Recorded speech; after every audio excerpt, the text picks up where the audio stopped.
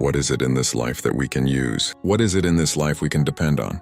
What is more important to us, the things and people that we can use, or the things and people that we can depend upon? Would we rather have a mixture of both things and people that we can use and depend on? The need to use and depend upon things and people has been with us since the beginning of time. Sometimes it feels good just to do what we need to do and get what we need in life. Sometimes it feels good to give others what they need in life and help them do what they need to do. Sometimes it feels good to know that you have someone there for you and that you can depend on someone, and sometimes it feels good to be there for someone knowing that they can depend on you.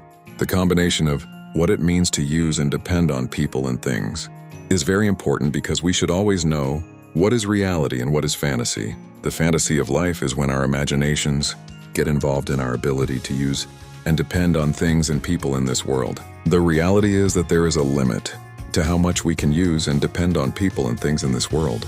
The big difference of fantasy and reality is how much we can use and depend on things and people in reality, and then we will see how much of our fantasies can be fulfilled within reality. The complications of the ability to use people and things and depend on people and things is sometimes the same as how dependable we wished we were and how much we can be used as much as someone or thing might want to use us.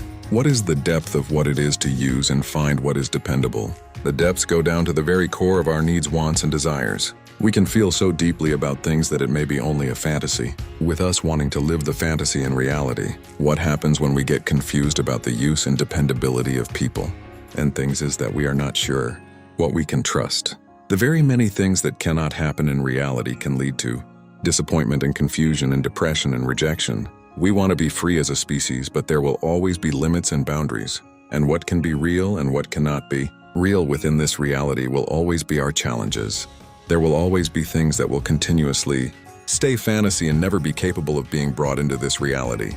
The need to use and depend upon people and things is the innate need for having someone or something for support and encouragement and love and safety.